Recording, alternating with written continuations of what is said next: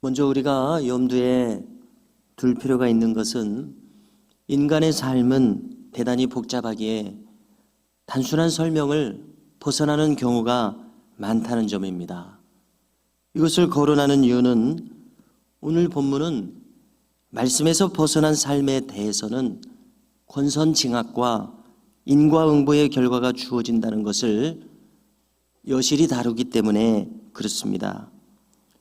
즉, 이 내용을 거론하는 것은 우리에게 오게 되는 모든 질병과 재앙이 우리가 꼭 저주받았기 때문에 오는 것은 아닐 수도 있다는 점입니다.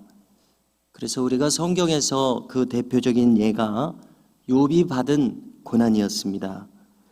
욥이 병들었던 것은 그가 죄를 졌기 때문에 그것으로 온 것이 아니었습니다. 우리로서는 측량할 수 없는 하나님의 뜻하심에 따른 것이었습니다. 그래서 우리가 욥기 마지막에서 알게 되는 것은 욥은 마침내 깨닫게 됩니다. 하나님은 인간의 생각 밖에서 역사하신다는 사실을 깨닫습니다. 또한 이 모든 일의 최종적인 결과 욥은 갑절의 축복을 받았습니다.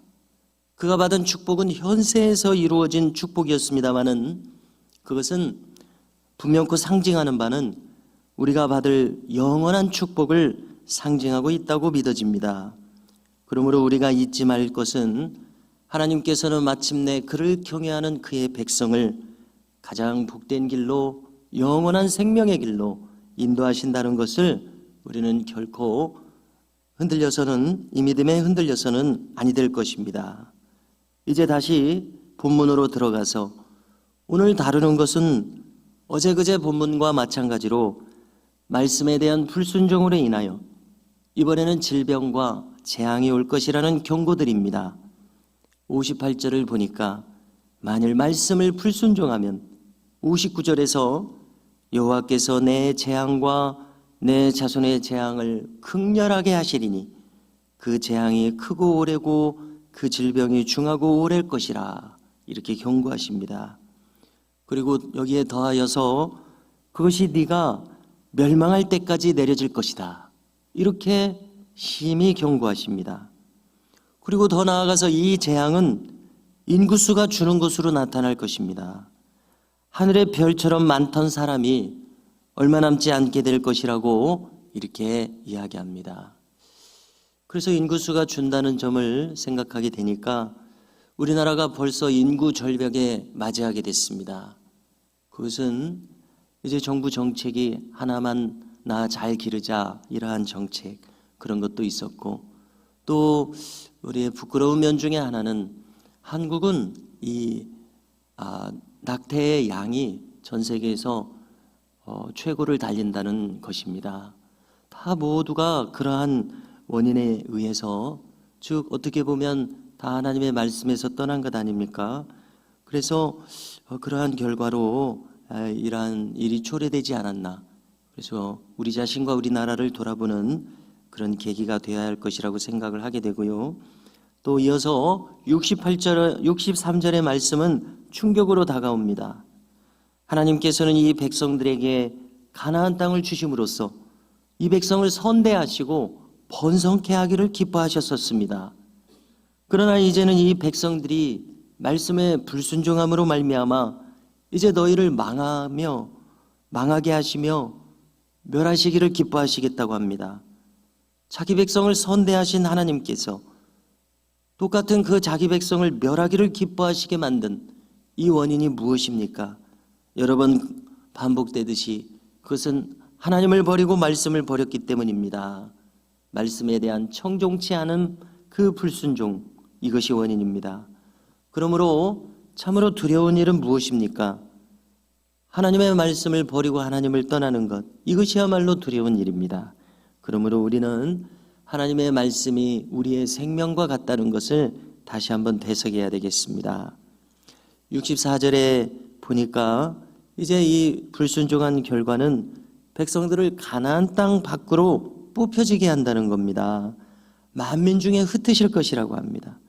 타국으로 끌려가서 거기서 전혀 다른 목석 우상을 섬기게 될 것이다, 이렇게 말씀하고요.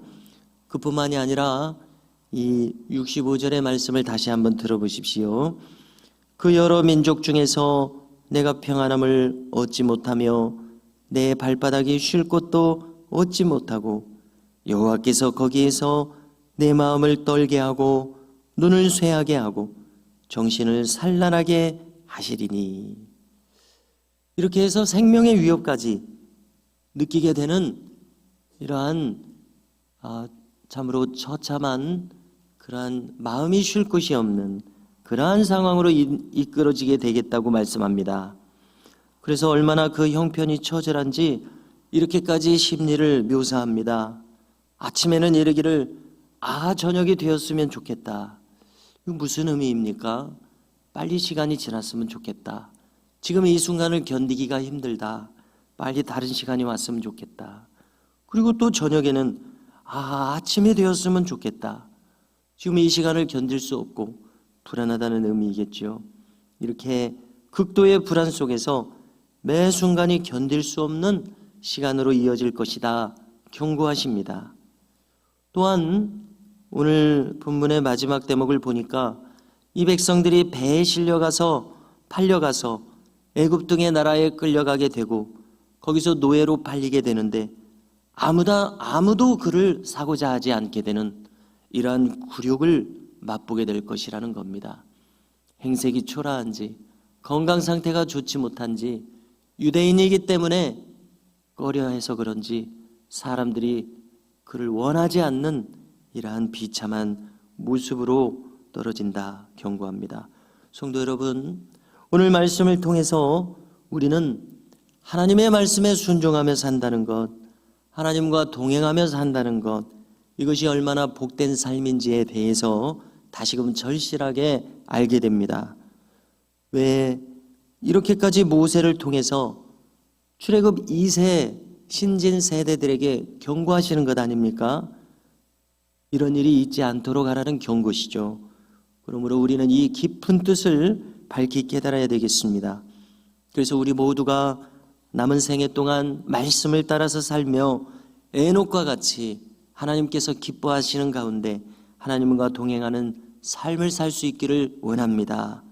바로 이러한 삶이야말로 인간이 마땅히 가져야 할 삶입니다. 그래서 오늘도 주님의 말씀으로 우리의 나아가는 발걸음을 비추는 등불을 삼으며 사시기를 주님의 이름으로 축복합니다.